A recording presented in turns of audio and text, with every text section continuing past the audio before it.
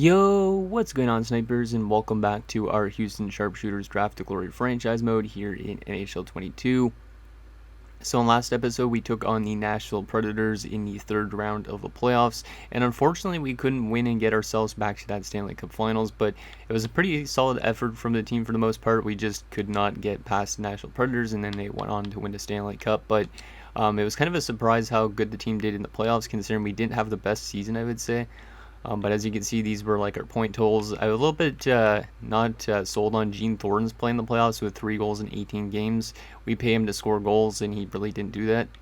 So hopefully he kind of wake up a little bit. But we did get some good stats from like Jacobs, for example, who scored 7 goals, which I was not really expecting him to score that much in the postseason. But in general, it was a pretty solid effort, just not the greatest defensive effort. As you can see, there's guys like McGrattan who are a -11. So hopefully we could play a little bit better of a defensive game in next year, and hopefully we could still make it to the playoffs. But if we don't, it's not the end of the world, because if we could get maybe 1 or 2 good drafts in before the end of this franchise mode, we could get some good, more elite players into our roster, and who knows, maybe this team could end up winning the Stanley Cup right near the end of it. But it's just going to come down to drafting pretty well and all that type of thing.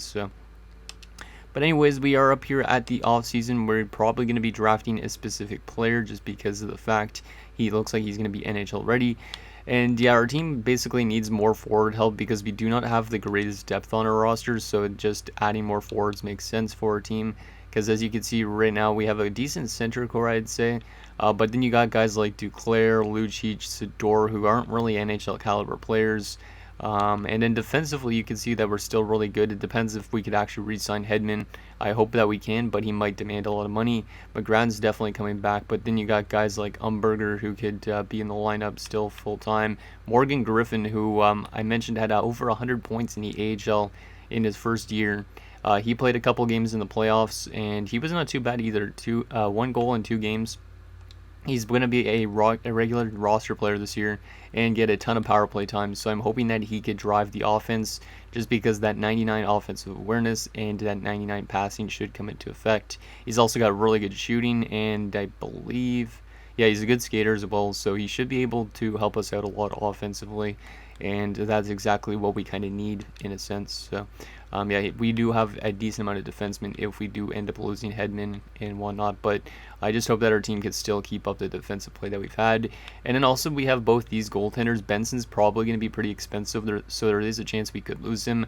But I probably will still end up bringing back Soderstrom, just because he's a former goalie of ours, and we brought him back last year. And I'd like to keep him around here as long as possible. So yeah, that's basically that. Before we actually get into the draft, I do have one comment to go over, and that's from HawksFan88. He says, I would definitely take Joe Keane since he's NHL ready, which is the guy I was showing you guys at the end of last episode. His name is Joel King. Let's just go down to him.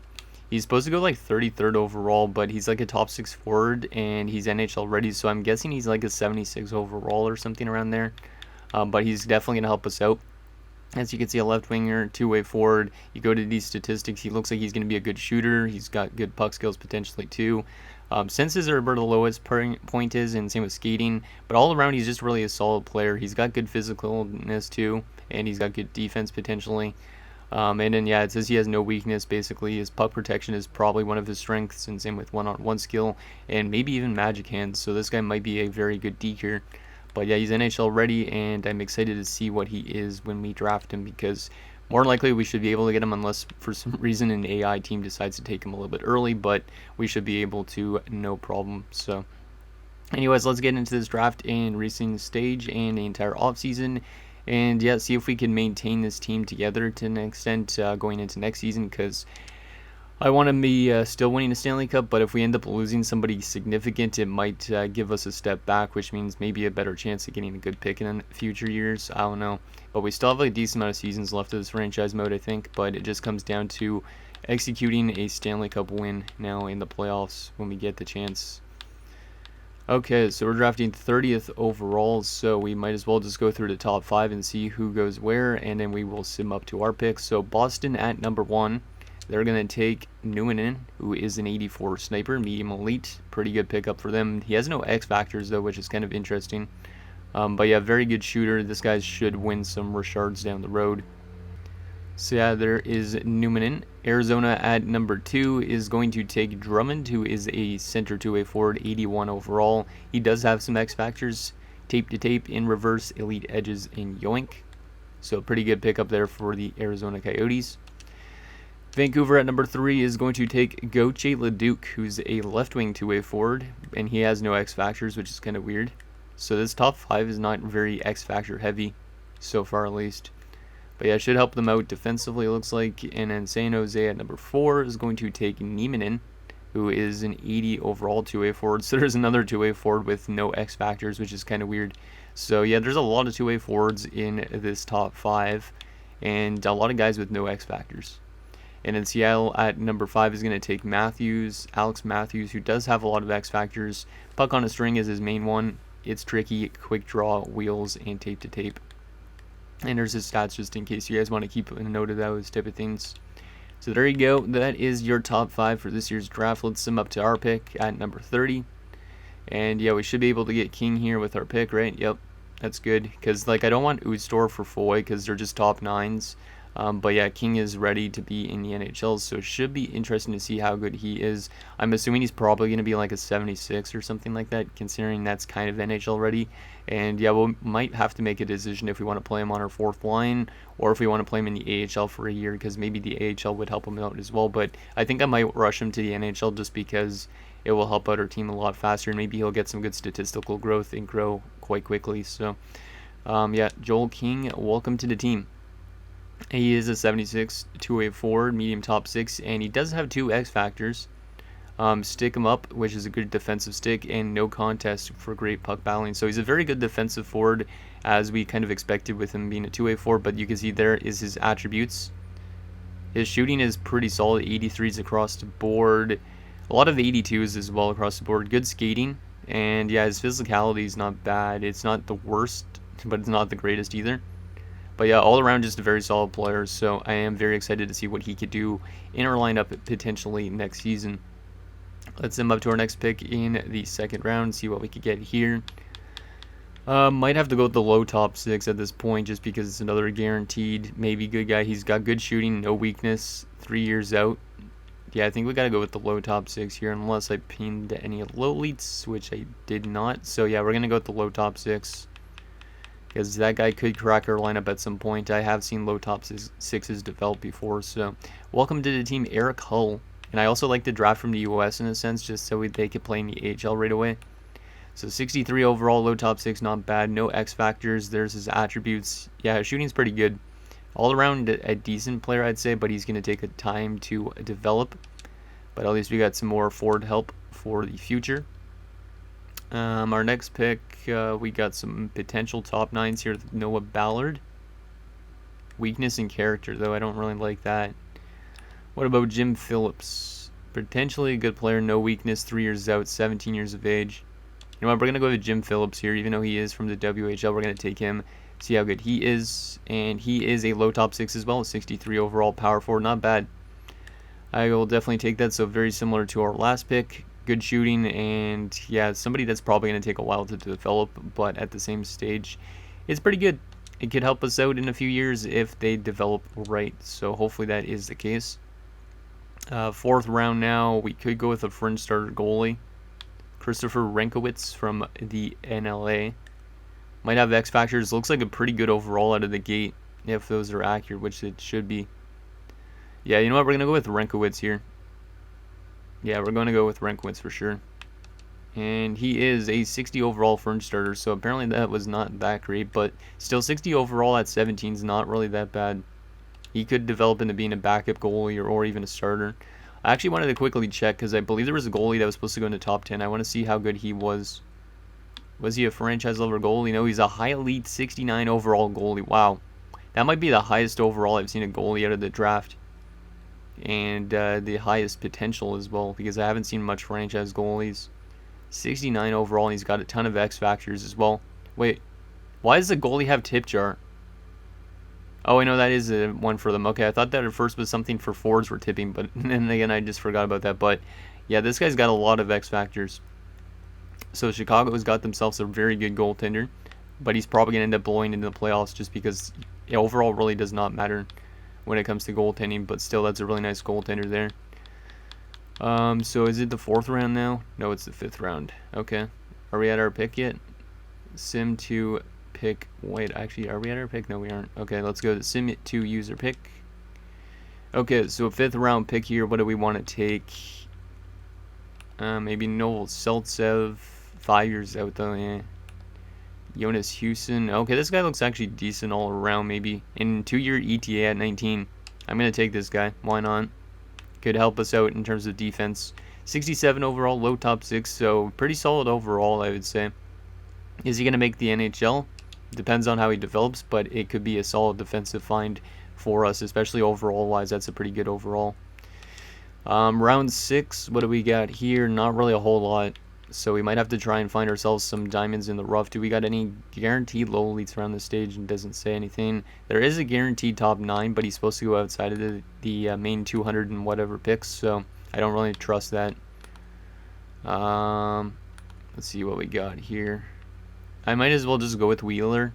Give us a bottom 6 option. He does have good senses, apparently, and it says no weakness, so 5 years out, which kind of sucks, but if he gets up to like a 76, he could be a 4th liner, kind of similar to a whatever that guy's name is.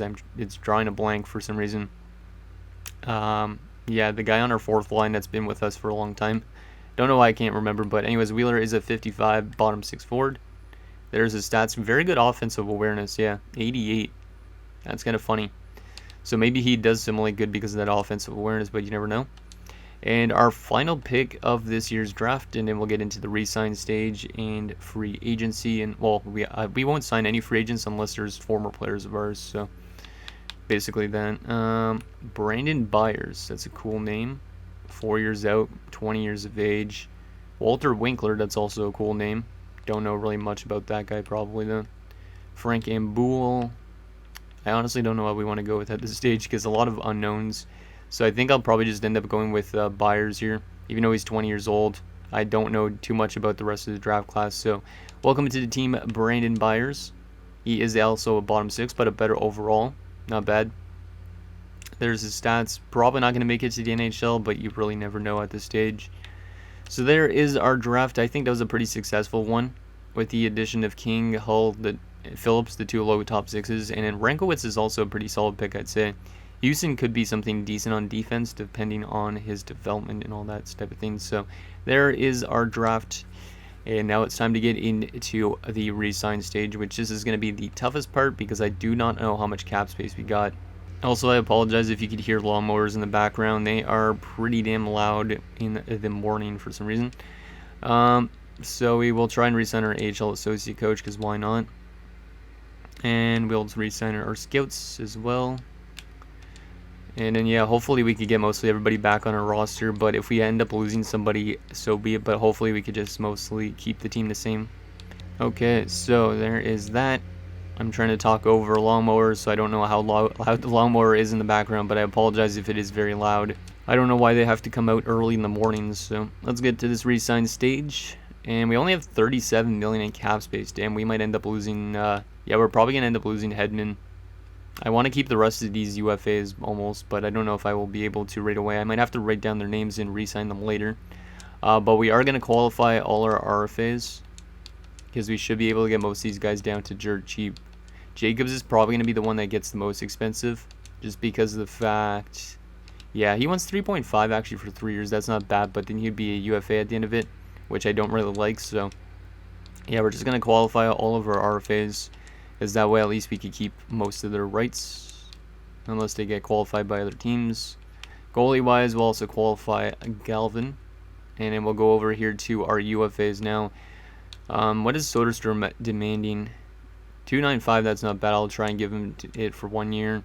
We'll also try and get Sweat back. But I think I got to let go of... Wow, Sweat wants over $1 million.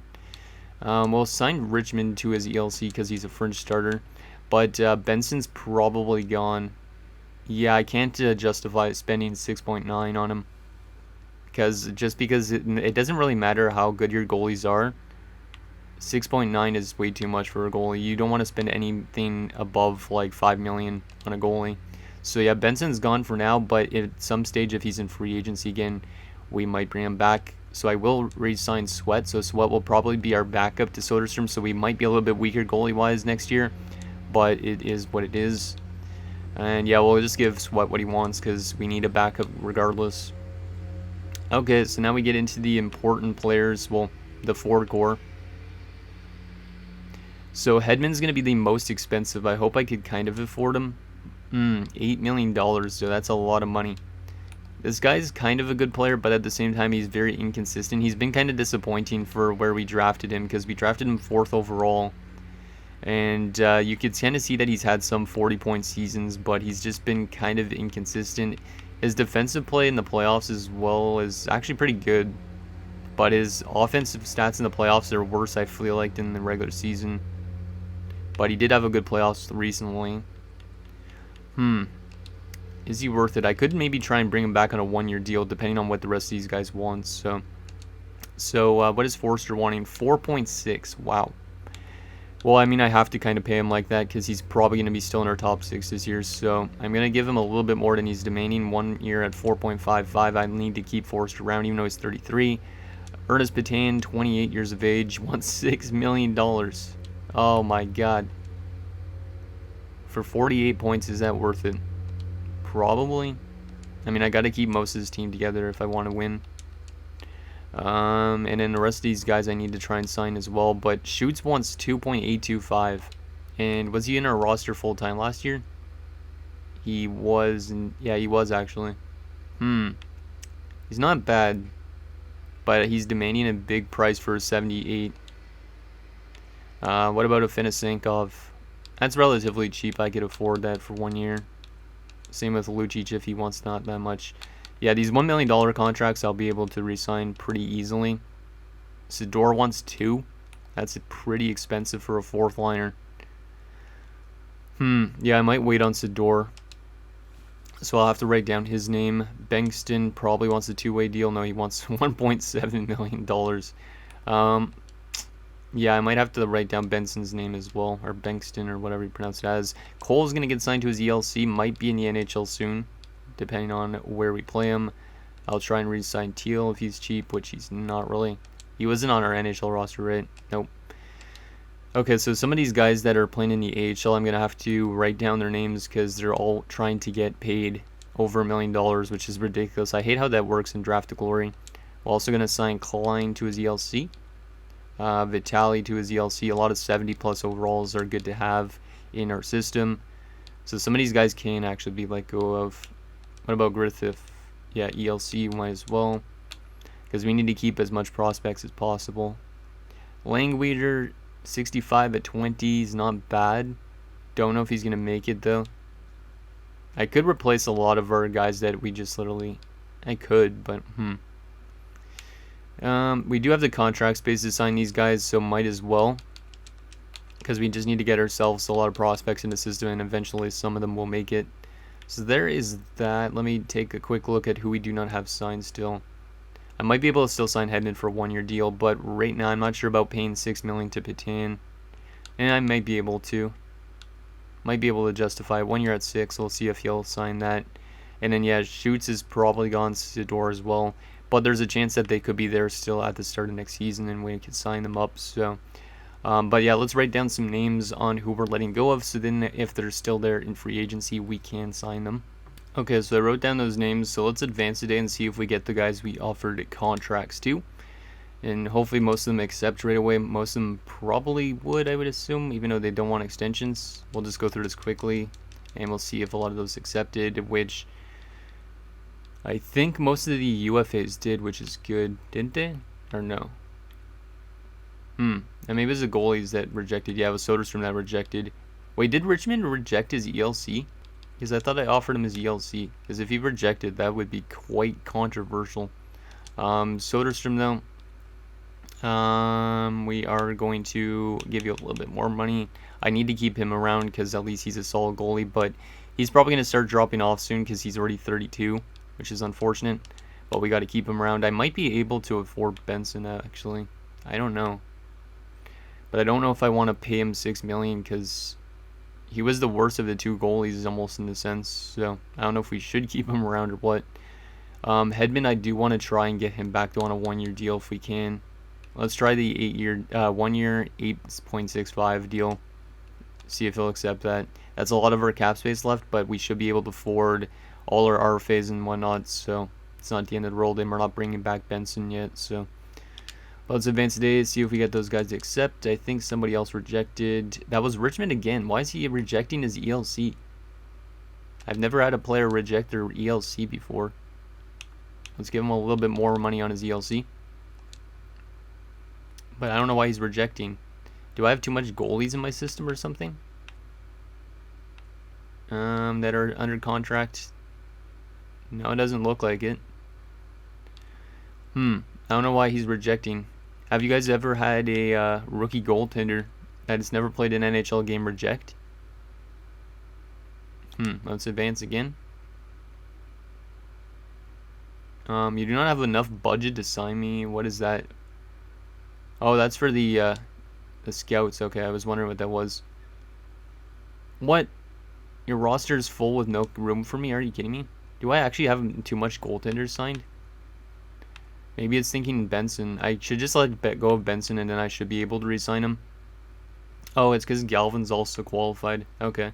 Yeah, but we're going to let go of Benson just so we could see if that helps us out in signing Richmond, because I'd like to get him into the system at some stage. So, best of luck in free agency there, Vic Benson. Let's sign Richmond up to his ELC.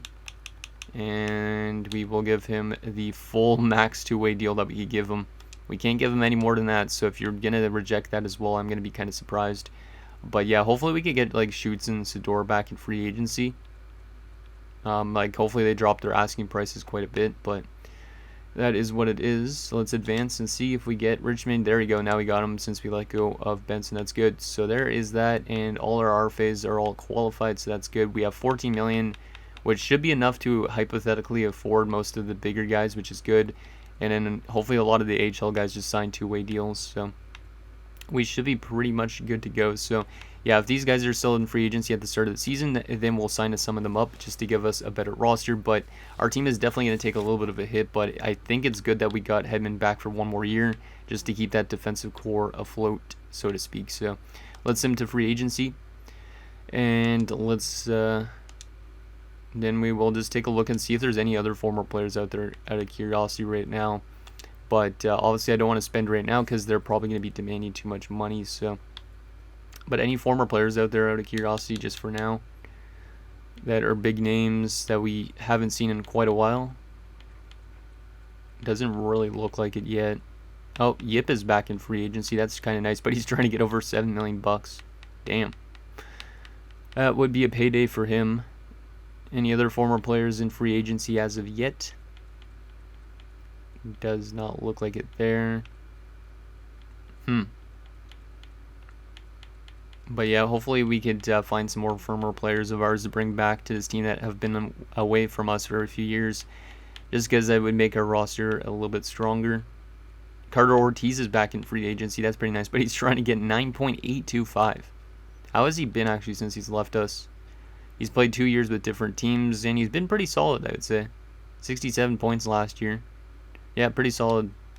Maybe that's why he's demanding a lot of money, but it'd be nice if Ortiz wasn't demanding so much money. I would love to bring him back, because he was one of those guys I didn't want to let go of so early into his career.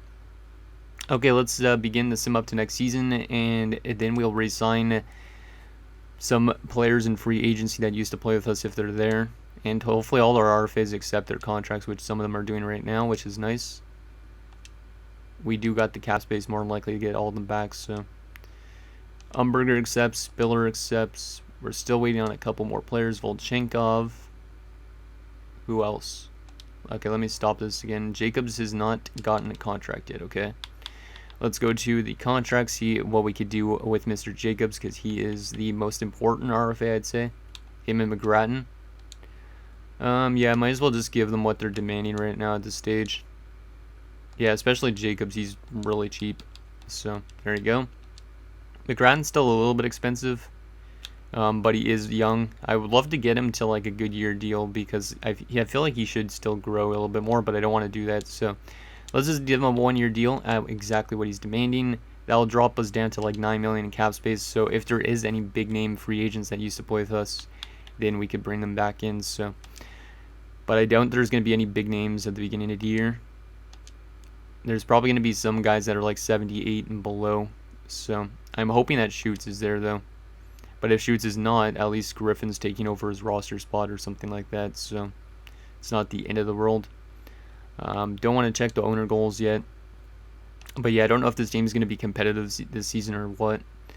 Okay, let me go to the AHL first, or in the system, see if there's anybody that should get called up. I could already call up Cole over Champion, but I don't think I want to do that. Let me just go to roster moves and see if there's anybody that is not in the AHL that should get called up. Lowe's a defenseman, Cole's down there. Oh yeah, I didn't even sign anybody till their ELC yet. Damn it, I forgot about that. Let me quit through this. I didn't sign King, I don't think yet, so I gotta sign King up, and then he'll probably be on our NHL roster just because that'll make us the best team we can be. So unsigned, let's sign up King to his ELC. There you go. And then we'll also sign Petrovicky maybe, or do we want to wait on a year on Petro? I think we'll wait a year on Petro just in case.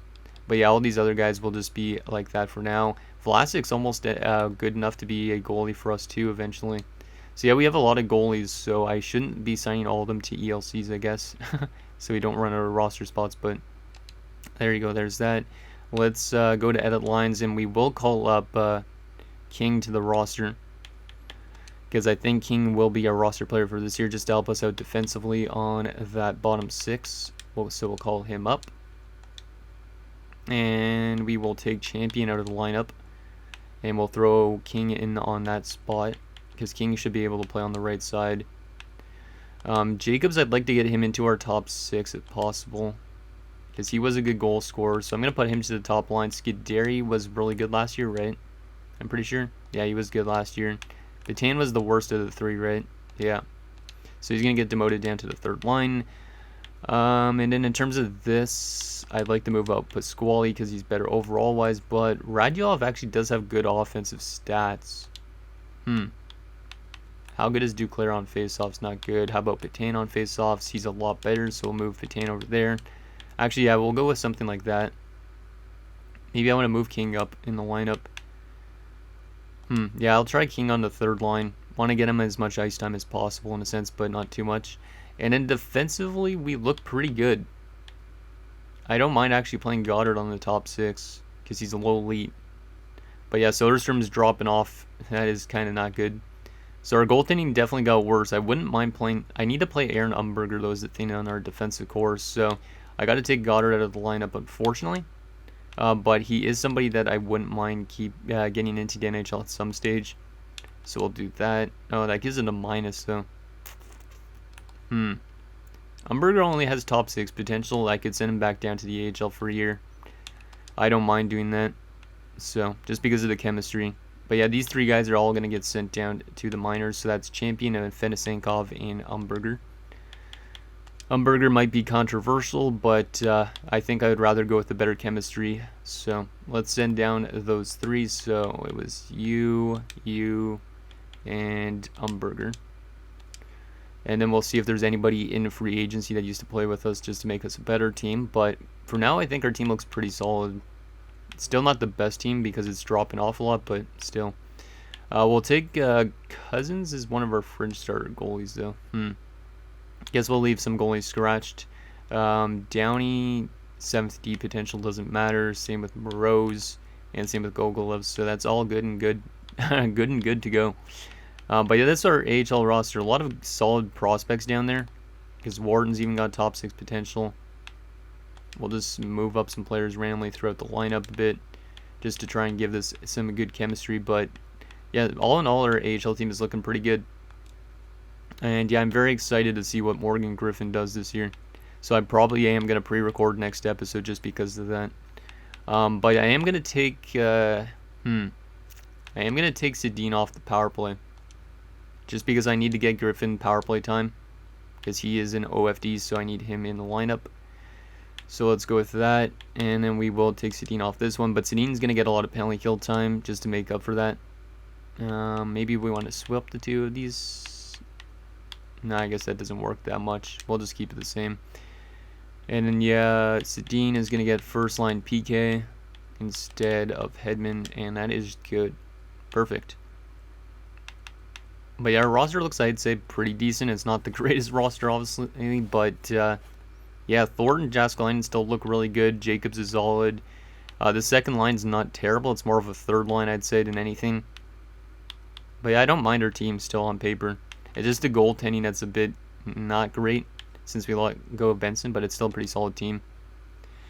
Okay, final thing, let's take a quick look and see if there's anybody that used to play with us in free agency still, and then we can maybe sign some of them up if we really need to, but I don't know if we actually need to. It's the thing. Let's see, sort this by overalls. Let's go by each position. Any former goalies of ours? No. At least, oh no, there's Park still. We could bring back Park instead of playing Sweat, but I think we have too much goalies on our roster, so I might not be able to sign him. Do I re-sign Park? I think I'm going to try and sign Park. I don't know if I could, if I have enough goalie spots or not, but I'll try and sign him up for a one-year deal just to make our goaltending tandem a little bit better. And then defensively, do we got any former players that I recognize? Does not really look like it as of yet.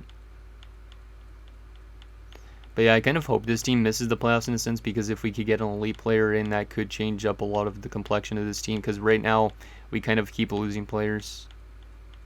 But at the same time, if we miss the playoffs, then Hedman might want to leave next offseason.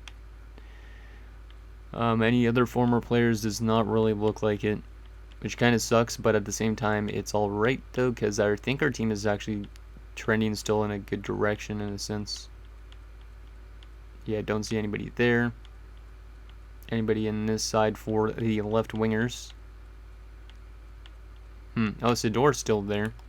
Yeah, we could bring back Sidor, but yeah, I think I could bring back Sidor potentially. Wait, let me just make sure I could bring back Sidor.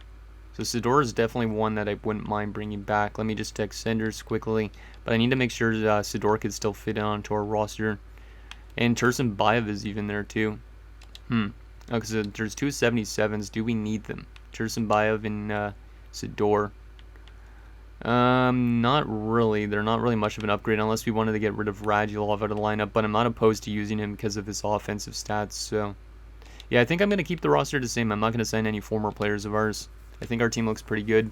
We just got to wait and see if Benson accepts, so let me just advance a day or so and see if Benson accepts, which I don't know if he will, because we might have too much goalies under contract. Yeah, we don't have enough space to sign Park, which is unfortunate. We'd have to buy out one of our goalies or whatever, or put one of our goalies on waivers in a sense. So, but yeah, our team looks pretty solid. Let me see if there's anything else to do. Oh yeah, quickly the contract situation, just in case you guys wanted to know.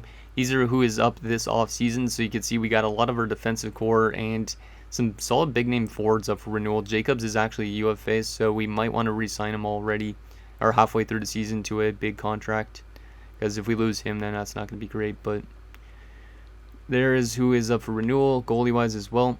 And yeah, that's pretty much going to do it, guys, for this episode of our Houston Sharpshooters Draft to Glory franchise mode. So in next episode, we will simulate the season. We'll see how Morgan Griffin and the team could do. And yeah, hopefully this team can make the playoffs. But at the same stage, if we miss the playoffs, I don't mind it, because we get at least an elite player in. And hopefully that helps us get to a Stanley Cup Finals within these last few seasons. So let me know what you guys think down below, and I'll see you guys next time.